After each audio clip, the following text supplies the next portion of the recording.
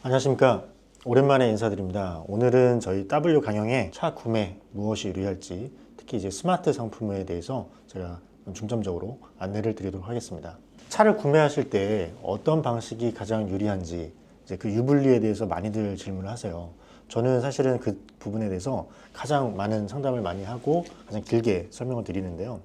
오늘은 스마트 할부, 리스, 렌트, 그리고 세무 처리까지 한 번에 정리를 해드리겠습니다. 스마트 할부는 취득입니다. 즉, 내 소유로 가져가는 거예요.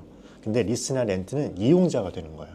그 두 가지를 일단 구분을 해야 되는 거고, 또 리스도 사실은 뭐 운용 리스, 금융 리스 있고, 또 렌트도 이제 구분을 해야 되겠지만, 크게 먼저 설명을 드릴게요. 스마트 할부, 내가 소유한다고 했잖아요. 그래서 일정 금액을 유예하고 나머지는 분할 납입을 하는 거예요. 잔존가치, 아까 중고차 시세라고 했죠. 그 부분을 유예를 시키는 거예요. 하지만 내가 취득이기 때문에 그 유예된 금액은 내셔야 해요. 그래서 그 부분을 내셔야 되는데, 다만 스마트 상품은 내지 않고 반납을 할 수가 있습니다. 그러한 옵션을 드린 거예요. 그게 스마트 할부입니다. 그리고 잔존가치 보장이 있어서 중고차 가치 걱정은 당연히 없겠죠. 이 부분 다 공통점이라고 보시면 돼요. 교집합이 되는 부분이라서 그 안에는 잔존가치 보장은 다 똑같다 보시면 돼요. 소유입니다. 다만 제가 이제 나중에 세금 이슈도 나중에는 한 번 더 촬영을 할 건데, 부가세라든가 이런 이슈는 발생을 하겠죠. 법인이나 개인사업자 같은 경우는 비용 처리를 하기 때문에 거기에 대한 부가세 이슈가 발생을 합니다. 간단하게 말씀드릴게요. 6천만 원의 차를 팔았어요. 그러면 매각 금액을 받잖아요. 6천만 원이 내 순수한 그 차의 매입 금액이 아니에요. 그리고 나중에 부가세를 내셔야 되는 부분이 생깁니다.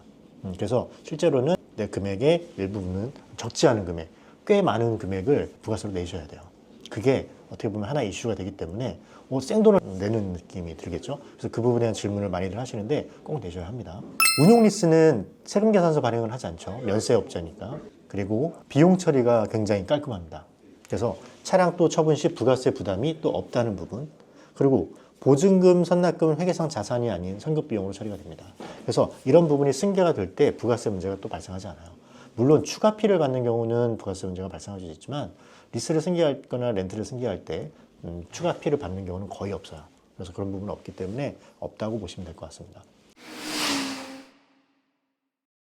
부가세가 굉장히 커요. 그래서 차를 구매하실 때 그런 전체적인 총 비용을 꼭 고려하셔야 됩니다. 나중에 이 차 금액이 되게 높잖아요. 어떤 차량은 8천만 원의 매입 대금이 중고차 금액이 나올 수도 있어요.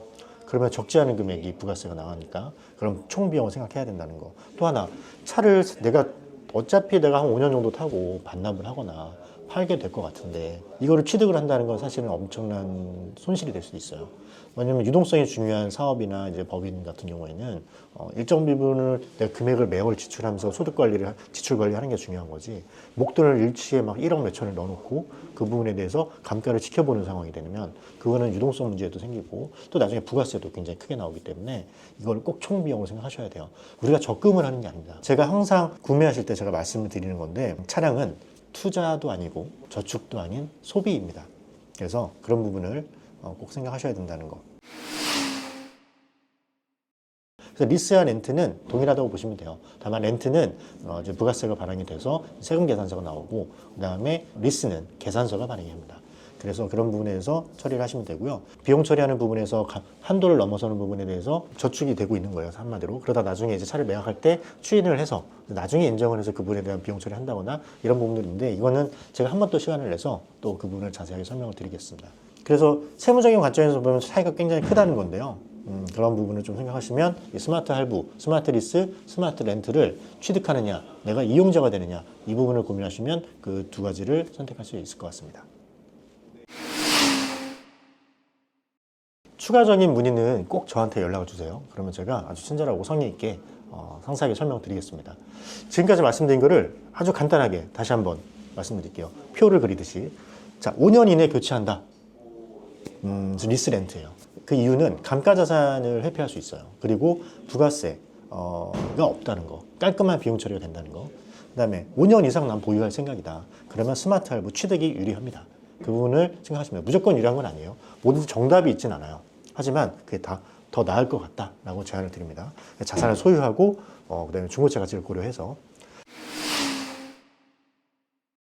자, 그리고 이제 마지막으로 저희는 중고차 가치를 보장하지만 나중에 그건 반납할 때죠. 그 전에 승계할 때는 저희 인증 중고차가 있어요.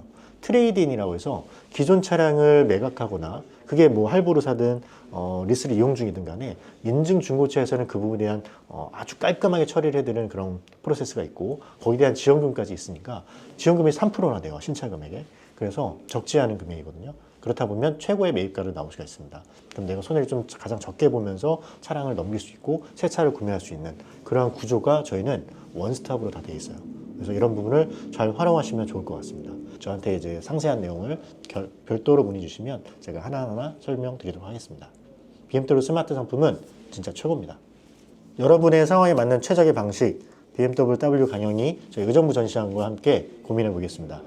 구독과 좋아요, 알림 설정 꼭 부탁드리겠습니다.